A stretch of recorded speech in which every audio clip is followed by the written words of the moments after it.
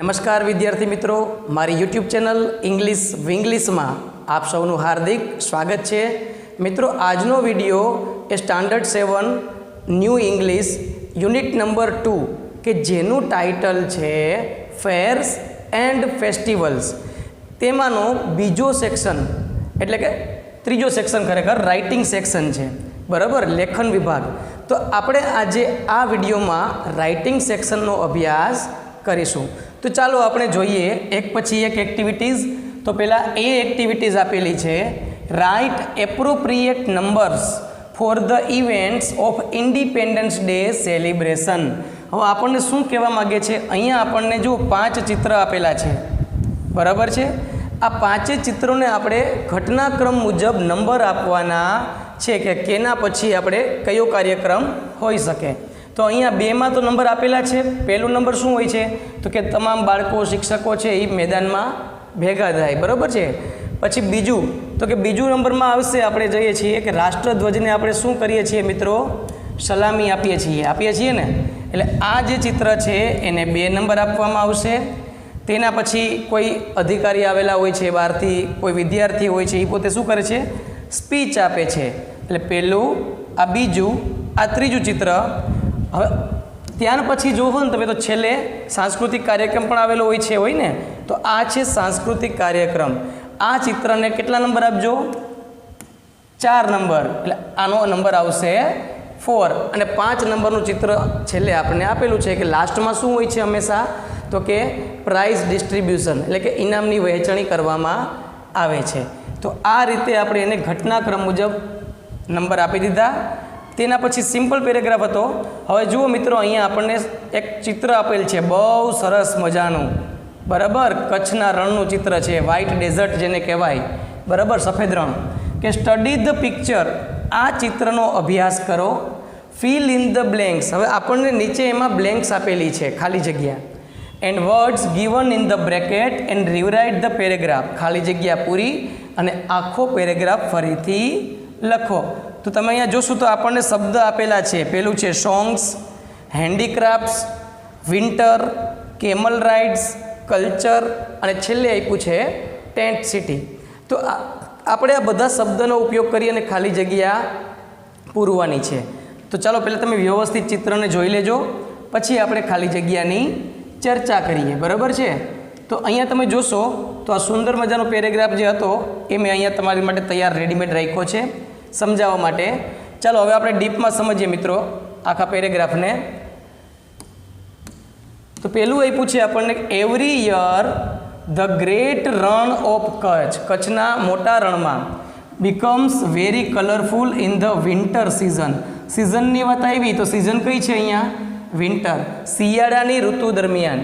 From November two ફેબ્રુઆરી, નવેમ્બરથી ફેબ્રુઆરીની વચ્ચે શિયાળામાં દર વર્ષે કચ્છના રણમાં શું થાય છે, કલરફુલ, બરાબર, આખું કચ્છ છે એ કલરફુલ બની જાય છે. કેવી રીતે તો કે અ સ્પેશિયલ ખાલી જગ્યા is set up on the white salt desert, સફેદ મીઠાના રણમાં કઈ વસ્તુ છે એનું સેટઅપ કરવામાં આવે છે તો જવાબ આવશે ટેન્ટ સિટી. એક ટેન્ટ સિટી બનાવવામાં આવે છે, કેટલા બધા ટેન્ટ નાખવામાં આવે છે અને આ ટેન્ટમાં લોકો બહારથી વિઝિટર્સ આવે છે, ત્યાં રોકાય છે અને મેળાનો આનંદ કરે છે. ટુરિસ્ટ એન્જોય ખાલી જગ્યા રાઇડ, બરાબર, ખાલી જગ્યા એન્ડ વોચ ફોક ડાન્સ. તો શેને આનંદ કરે છે તો કે કેમલ રાઇડ્સ, ઊંટની સવારી કરે છે. એન્ડ વોચ ફોક ડાન્સીસ, ત્યાંનું જે લોકનૃત્ય છે એનો આનંદ કરે છે. મ્યુઝિક કન્સર્ન, સંગીતનો આનંદ લે છે. એન્ડ કલ્ચરલ પ્રોગ્રામ્સ, અને સાંસ્કૃતિક કાર્યક્રમનો આનંદ કરે છે. There are many stalls of beautiful Kutchi handicrafts, ત્યાં ઘણા બધા સ્ટોલ હોય છે, જ્યાં કચ્છી હેન્ડીક્રાફ્ટ્સ એટલે કે કચ્છમાં લોકો જે છે એ જાતે હાથે બનાવેલી વસ્તુઓ ત્યાં વેચે છે, એને કહેવાય છે હેન્ડીક્રાફ્ટ્સ, બરાબર. તો એની દુકાનો જોવા મળે છે. People also listen to folk songs, folk એટલે લોક અને સોંગ્સ એટલે કે નૃત્ય. લોકો છે એ લોકગીતોનો, સોંગ્સ એટલે ગીત થાય, બરાબર છે, લોકગીતનો સાંભળે છે. એન્ડ સ્ટોરી ટેલિંગ, અને તેની વાર્તાઓ પણ સાંભળે છે. This festival shows the rich ખાલી જગ્યા, તો એ શું બતાવે છે? સમૃદ્ધ સંસ્કૃતિ એટલે કે culture and heritage of Kutch, કચ્છનો જે વારસો છે અને સંસ્કૃતિ છે એ બતાવે છે. And tourist from India and abroad come to visit, ભારતમાંથી વિઝિટર્સ આવે છે, ટુરિસ્ટ આવે છે અને વિદેશમાંથી પણ લોકો અહીંયા આવે છે. તો આ આપણે બધી ખાલી જગ્યાઓ પૂરી કરી. ત્યાર પછીની વાત કરીએ મિત્રો, આપણે આ એક્ટિવિટી પછી છે હવે activity C, study the picture. અહીંયા તમને જે ચિત્ર આપેલું છે એનો અભ્યાસ કરો. Write a paragraph using the words given. હવે અહીંયા આપણે પેરેગ્રાફની ઉપર તમે જુઓ, ચિત્રની ઉપર શબ્દ આપેલા છે, children sit merry go round. તો આપણે એ શબ્દ આવી જઈને એવા વાક્ય બનાવવાના છે. ચિલ્ડ્રન એન્જોય સ્વિંગ રાઇડ્સ, બરાબર છે. Man sell balloons, woman sell toys, man and women buy things at stalls, shopkeepers sell snacks, people eat at the food stall, acrobat. હવે તમને ખ્યાલ છે એક્રોબેટ એટલે શું? તો તમે જોયું હશે કે દોરી ઉપર જે વ્યક્તિ ખેલ બતાવતો હોય એને એક્રોબેટ કહેવામાં આવે છે. Acrobat do balancing tricks on rope, દોરડા ઉપર બેલેન્સિંગ જાળવવાનું કામ કરે છે. તો આ બધા શબ્દનો અને આ ચિત્રનો ઉપયોગ કરી અને આપણે એને આધારે વાક્ય બનાવવાના છે. તો ચાલો આપણે વાક્ય બનાવી અને એક એક વાક્યને સમજીએ. તો અહીંયા જુઓ તમે, આપણને શબ્દ આપેલા છે, બરાબર છે. આ બધા શબ્દ આપેલા છે, children sit merry go round. તો જે પરીક્ષામાં એક વસ્તુનું ખાસ ધ્યાન આપવાનું મિત્રો, કે તમને એમ કીધું હોય કે હવે આ શબ્દને આધારે વાક્ય બનાવો, તો એ શબ્દનો પેરેગ્રાફની અંદર જ્યાં ઉપયોગ થયો હોય, જો અહીંયા તમને મેં ગ્રીન કલરના અક્ષરથી બતાવેલું છે કે એ શબ્દનો ઉપયોગ આમાં થયેલો છે, એવું જ્યારે આપણે સામેવાળાને બતાવવું હોય ને ત્યારે આપણે શું કરવાનું? તો કે એની નીચે અંડરલાઇન કરવાની. શું કરવાનું? કે ભાઈ આ વાક્યમાં મેં આ શબ્દનો ઉપયોગ કરેલો છે. તો જેનાથી જોનાર વ્યક્તિને ફાયદો પણ થશે અને તમે ધાર્યા કરતાં વધારે માર્ક્સ પ્રાપ્ત કરશો. તો ચાલો આપણે સમજીએ. તો પહેલું આપ્યું છે children sit merry go round. તો એનું વાક્ય કેમ બનશે? તો એમને પહેલાં સિમ્પલ વાક્ય છે કે this is a lively scene of a vibrant village fair, કે આ એક વિલેજ ફેર, ગામનો એક મેળો છે, એનો જીવંત દ્રશ્ય છે.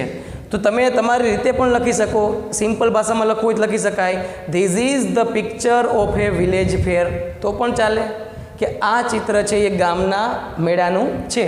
હવે આનો ઉપયોગ થઈ છે, જો many children sit on the merry go round. તો આટલું વાક્ય બનાવી શકાય, children sit merry go round. તો આટલું સિમ્પલ વાક્ય બનાવો કે મેની ચિલ્ડ્રન, ઘણા બધા બાળકો, sit on the merry go round, spinning around happily, જે ખૂબ જ આનંદપૂર્વક ફરે છે. હવે આ શબ્દ તમે ધારો કે વધારાને યુઝ ન કરો તો ચાલે, પણ આ જે શબ્દ તમને આપ્યા છે, પોઈન્ટ્સ આપેલા છે, એનો ઉપયોગ થવો જોઈએ. While other children enjoy the high swing rides. તો જુઓ અહીં આવી ગયું ચિલ્ડ્રન એન્જોય સ્વિંગ રાઇડ્સ, તો એ શબ્દનો ઉપયોગ થઈ ગયો, બરાબર. બીજા બાળકો છે એ સ્વિંગ રાઇડ્સનો ઉપયોગ કરે છે. સ્વિંગ રાઇડ્સ એટલે તમે જુઓ હિંચકાની જેમ આમ ચાલતી હોય ને એને સ્વિંગ રાઇડ્સ કહેવાય. A man is selling colourful balloons. હવે જો અહીં આપ્યું છે આપણને મેન સેલ બલૂન્સ, તો એક વાક્ય એના પર સિમ્પલ બની જાય, a man is selling colourful balloons, કે રંગબેરંગી ફુગાઓ વેચે છે. ટુ ઈગર લિટલ કિડ્સ, બરાબર ને, નાના બાળકો છે એને લેવા માટે આતુર છે. હવે એ વધારાના શબ્દ તમે ન લખો તો પણ ચાલે. એન્ડ અ વુમન, હવે અહીં આપ્યું છે જુઓ વુમન સેલ ટોયઝ, તેમાં લખી શકીએ and a woman is selling beautiful traditional toys. હવે આવા શબ્દ તમને એડ કરતા ન આવડે, બ્યુટીફુલ ને ટ્રેડિશનલ, તોય ચાલે, સિમ્પલ લખી શકાય અ વુમન ઇઝ સેલિંગ ટોયઝ, તો પણ ચાલે. આપણે તો વાક્ય સાચું હોવું જોઈએ. એટ હર સ્ટ્રીટ કાર્ટ, પોતાની રેકડીમાં વેચે છે. સેવરલ, પછીનું વાક્ય આવે છે જુઓ મેન વુમેન વાળું. સેવરલ એટલે કે ઘણા બધા men and women are buying things at various stalls, કે અલગ અલગ સ્ટોલ ઉપર પુરુષો અને સ્ત્રીઓ વસ્તુઓ ખરીદે છે. તો આ વાક્યનો ઉપયોગ થઈ ગયો. પછી આવે છે શોપકીપર્સ સેલ સ્નેક્સ, તો એના વાક્ય બનશે high above the crowd, sorry અહીંયા આવશે નિયર બાય બિઝી શોપકીપર્સ, બાજુમાં તો કે બીજા શોપકીપર્સ છે, સેલ ડિલિશિયસ હોટ સ્નેક, એકદમ સ્વાદિષ્ટ નાસ્તો આપે છે. And many people love to eat at the food stall, ઘણા લોકોને આ ફૂડ સ્ટોલ ઉપર ખાવું છે એ ગમે છે. જો અહીં લખેલ છે ફૂડ સ્ટોલ, બરાબર. Eat people eat at the food stalls, તો એનું વાક્ય આવી ગયું. હવે એક્રોબેટનું વાત આવે છે, તેમાં લખી શકાય હાઈ અબોવ ધ ક્રાઉડ. હવે આ તમે શબ્દ ન લખો તો તમારું વાક્ય ખોટું ન પડે, અહીંથી સ્ટાર્ટ કરી દો. An acrobat is doing dangerous balancing tricks, બરાબર. એ શું કરે છે તો કે બેલેન્સિંગ ટ્રિક્સ રાખે છે. શેની ઉપર? તો જવાબ છે ઓન એ ટાઈટ રોપ, એકદમ ટાઈટ, એકદમ કડક દોરડા ઉપર. હોલ્ડિંગ એ લોંગ સ્ટીક, અને હાથમાં શું હોય છે તો કે લાંબી લાકડી. તો અહીંયા તમારે આ પેરેગ્રાફ કમ્પ્લીટ થઈ જાય છે. પછી આ વાક્ય એડ કરો તો પણ ચાલે કે everyone is having A મેગ્નિફિસન્ટ time celebrating together, કે દરેક વ્યક્તિઓ છે એ સાથે ખૂબ જ ભવ્ય આ સમય છે એનો આનંદ લે છે. તો આ વાક્ય લખવાની કોઈ જરૂર નથી, આપણને જેટલા શબ્દ આપ્યા છે એનો યુઝ કરીને વાક્ય બનાવી નાખો એટલે તમારું કામ થાય છે પૂરું. તો આ હતું પિક્ચર ડિસ્ક્રિપ્શન. તેના પછી આપણે એક્ટિવિટી ડી જોઈએ મિત્રો. Right a paragraph. શું કહે છે? પેરેગ્રાફ લખવાની વાત કરે છે ફરીથી. Using the clues given in the bracket on my favourite festival. અહીંયા આપણને શબ્દ આપ્યા છે, જુઓ, નેમ ઓફ ધ ફેસ્ટિવલ, તમને જે ફેવરિટ ફેસ્ટિવલ એનું નામ. સેલિબ્રેટેડ ઇન ધ મંથ, કયા મહિનામાં તમે ઉજવો છો. પ્રિપેરેશન, એમાં તમે કઈ તૈયારી કરો છો. સ્પેશિયલ ફૂડ એન્ડ ક્લોથ્સ, એમાં ખાસ કયા ખોરાક અને કપડાં ખરીદો છો, અને એનું ઇમ્પોર્ટન્સ એટલે કે એનું મહત્ત્વ. તો આટલા મુદ્દાને આવરી લેતો તમારે એક નાનો એવો એસે લખવાનો છે, શોર્ટ એસે, પેરેગ્રાફ, બરાબર છે. તો ચાલો આપણે એ પેરેગ્રાફ જોઈએ. આપણે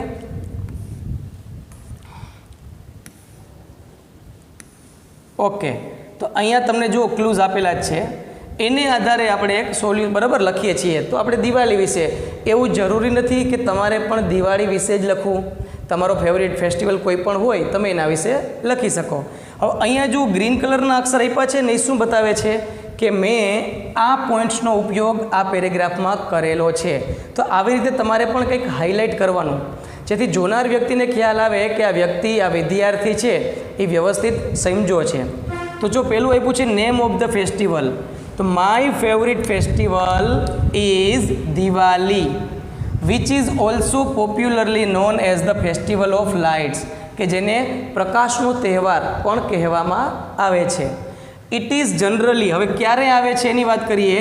it is generally celebrated in the Hindu month of Kartik, કારતક મહિનામાં, હિન્દુ મહિનાનો જે કારતક મહિનો છે એમાં આવે છે, ખાસ કરીને October or November.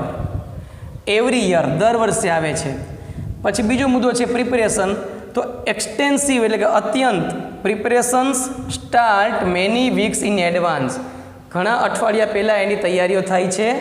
As families clean, paint and decorate their houses, અલગ અલગ જે ફેમિલી હોય, કુટુંબ હોય છે, શું કરે છે તો કે પોતાના ઘરને સ્વચ્છ કરે છે, કલર કરાવે છે અને પોતાના ઘરને શણગારે છે. શેનાથી? વિથ કલરફુલ રંગોલીઝ એન્ડ દિયાસ, જે દીવો હોય છે તેનાથી. ડ્યુરિંગ ધીસ ફેસ્ટિવ સિઝન, આ તહેવારની ઋતુ દરમિયાન, we wear beautiful new traditional clothes. તો આ વાક્યનો ઉપયોગ થઈ ગયો, ટ્રેડિશનલ ક્લોથ્સ, કે આપણે આપણા રૂઢિગત પોશાક પહેરીએ છીએ. And share delicious special foods and sweets, અને મીઠાઈઓ અને અલગ અલગ પ્રકારની જે મીઠાઈ છે એની વહેંચણી કરીએ છીએ, જેવી કે કાજુ કતરી, laddus and chorafali with neighbour, અને ચોરાફળી આજુબાજુના પડોશમાં આપણે આપીએ છીએ. ધ પ્રાઇમરી, હવે એનું ઇમ્પોર્ટન્સની વાત છે, છેલ્લો મુદ્દો મિત્રો. The primary importance of Diwali, દિવાળીનું જે પ્રાઇમરી પ્રાથમિક મહત્ત્વ છે એ શું છે? ઇઝ ધેટ ઇટ સિમ્બોલાઇઝ, એ શેનું પ્રતીક છે? The spiritual victory of light over darkness, એટલે કે અંધકાર ઉપર પ્રકાશનો વિજય. ગુડ ઓવર ઇવિલ, એટલે કે ખરાબ ઉપર સારી વસ્તુનો વિજય. એન્ડ નોલેજ ઓવર ઇગ્નોરન્સ, અજ્ઞાનતા ઉપર જ્ઞાનનો વિજય. ઇટ બ્રિંગ્સ ઇમેન્સ જોય આ વસ્તુ આ તહેવાર કઈ વસ્તુ લાવે છે તો કે તીવ્ર આનંદ, યુનિટી એકતા અને હાર્મની એટલે કે સુસંગતતા આપણા સોસાયટીમાં આ બધી વસ્તુ આ તહેવાર લાવે છે. તો આ આપણે શું કર્યું તો કે મુદ્દાના આધારે એ જ મુદ્દા એ જ શબ્દોનો ઉપયોગ કરી અને આપણે એક સુંદર મજાનો નાનકડો પેરેગ્રાફ લખ્યો. તો મિત્રો આપણે આ આખો ટોપિક છે એ પૂરો કર્યો છે અહીંયા. તો આ જે આપણો સેક્શન હતો રાઇટિંગ સેક્શન, તો રાઇટિંગ સેક્શનમાં મોસ્ટ ઓફ હોય છે શું તો કે કોઈ પણ વસ્તુનું લેખન કઈ રીતે કરવું એ સમજાવવામાં આવે છે. તો આપણે ચિત્રના આધારે પેરેગ્રાફ લખ્યો, બરાબર છે, પછી ચિત્રના આધારે ખાલી જગ્યા પૂરી અને એક મુદ્દાના આધારે એક સુંદર મજાનો પેરેગ્રાફ પણ લખ્યો. તો આ વસ્તુ રાઇટિંગ સેક્શનમાં શીખવા જેવી હતી. તો મિત્રો આશા રાખું છું કે તમને આ વિડીયો ખૂબ પસંદ આવ્યો હશે, તમે સમજ્યા હશો. છતાં પણ કંઈ પણ પ્રશ્ન હોય તો તમે મને કોમેન્ટ બોક્સમાં પૂછી શકો છો, હું એનો જવાબ જરૂર આપીશ. જો મિત્રો વિડીયો ગમ્યો હોય તો લાઈક કરજો, શેર કરજો, સબસ્ક્રાઈબ જરૂર કરજો અને વિડીયો ગમ્યો હોય ને તો એક સુંદર મજાની કોમેન્ટ ચોક્કસ આપજો. અસ્તુ. જય હિન્દ, જય ભારત.